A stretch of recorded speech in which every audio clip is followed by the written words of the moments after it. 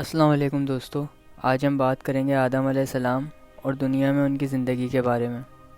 جب زمین پر آدم علیہ السلام اور بی بی حوا کو اتارا گیا تو بی بی حوا اور آدم علیہ السلام دو مختلف جگہوں پر اترے۔ ابن ابی حاتم نے ابن ابی عباس رضی اللہ تعالیٰ عنہ کو یہ کہتے ہوئے نقل کیا ہے کہ اللہ تعالیٰ نے آدم علیہ السلام کو مکہ اور طائف کے درمیان دہنا نامی علاقے میں بھیجا تھا۔ الحسن بصری کا کہنا ہے کہ آدم علیہ السلام کو ہندوستان میں اتارا گیا، جبکہ بی بی حوا کو جدہ بھیجا گیا۔ دونوں ایک دوسرے کو ڈھونڈنے لگے۔ جزیرہ نما عرب کی ایک پہاڑی پر جبل رحمہ عرفات، جو مکہ مکرمہ کے قریب سعودی عرب میں واقع ہے، اس پر ایک دوسرے سے انہیں ملنے میں 40 دن لگے۔ آدم علیہ السلام اور بی بی حوا آخرکار جمع ہوئے اور دوبارہ ملے۔ پھر اللہ نے آدم علیہ السلام کو زمین پر پہلا نبی بنایا۔ آدم علیہ السلام جانتے تھے کہ زمین پر انہیں کشمکش اور جدوجہد کا سامنا کرنا پڑے گا۔ انہیں اپنے آپ کو، اپنی بیوی اور بچوں کو زمینی مخلوق اور مشکلات سے بچانا تھا، لیکن سب سے بڑھ کر انہیں برائی سے بچنے کی جدوجہد کرنی تھی۔ نیکی اور بدی کے درمیان جنگ جاری ہے، لیکن آدم علیہ السلام جانتے تھے کہ جو لوگ اللہ کی ہدایت کی پیروی کرتے ہیں انہیں کسی چیز سے نہیں ڈرنا چاہیے، جبکہ اللہ کی نافرمانی کرنے والے اور شیطان کی پیروی کرنے والے اس کے ساتھ ملعون ہوں گے، جیسا کہ قرآن میں ذکر ہے۔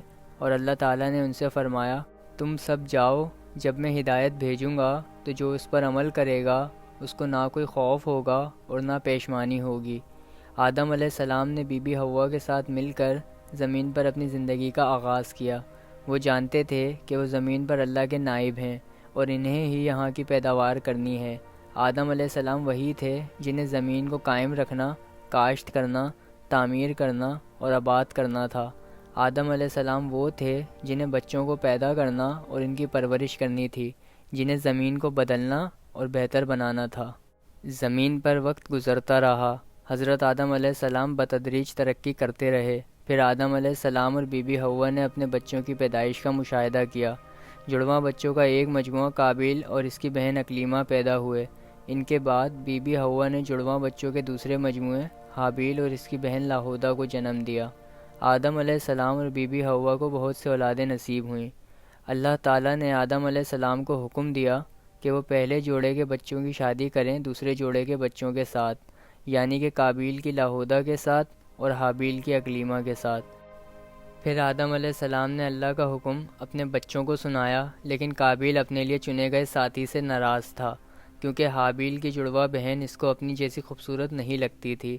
حابیل ذہین، فرما بردار اور اللہ کی مرضی کے لیے ہمیشہ تیار تھا، کیونکہ اللہ نے اسے پاکیزگی اور شفقت سے نوازا تھا۔ دوسری طرف اس کا بھائی قابیل متکبر، خود غرض اور اپنے رب کا نافرمان تھا۔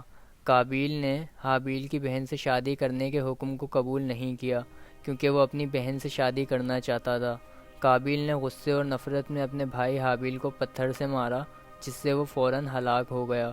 یہ زمین پر انسان کی طرف سے کی جانے والی پہلی موت اور پہلا مجرمانہ فعل تھا۔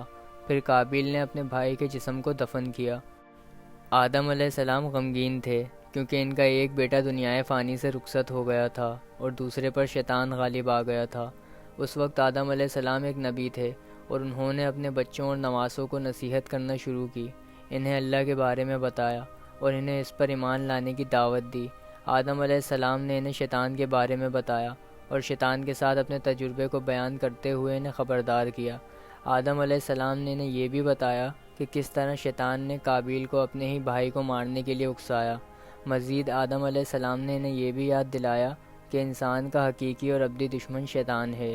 شیطان کبھی باز نہیں آئے گا اور قیامت تک ہرگز نہیں چھوڑے گا۔ کئی سالوں کے بعد آدم علیہ السلام بوڑھے ہو گئے۔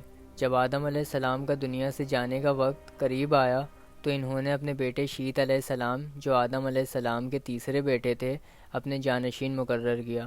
آدم علیہ السلام نے شیت علیہ السلام کو اللہ کے تمام احکامات کے ساتھ عبادت کے مناسب اعمال سکھائے۔ آدم علیہ السلام پہلے انسان اور پہلے نبی تھے جو تقریباً 1000 سال زندہ رہنے کے بعد اس دنیا سے چلے گئے۔ 1000 سال اپنی وفات سے پہلے آدم علیہ السلام نے اپنی بچوں کو یہ یقین دلایا کہ اللہ انسان کو زمین پر اکیلا نہیں چھوڑے گا، بلکہ ان کی رہنمائی کے لیے اپنے نبی بھیجے گا۔ انبیاء کے مختلف نام، خصلتیں اور معجزات ہوں گے، لیکن وہ ایک چیز میں متحد ہوں گے، یعنی اللہ کی عبادت اور دعوت میں۔ یہ آدم علیہ السلام کی اپنی اولاد کے لیے وصیت تھی۔ آدم علیہ السلام نے بات ختم کی اور آنکھیں بند کر لیں۔ پھر فرشتے ان کے کمرے میں داخل ہوئے۔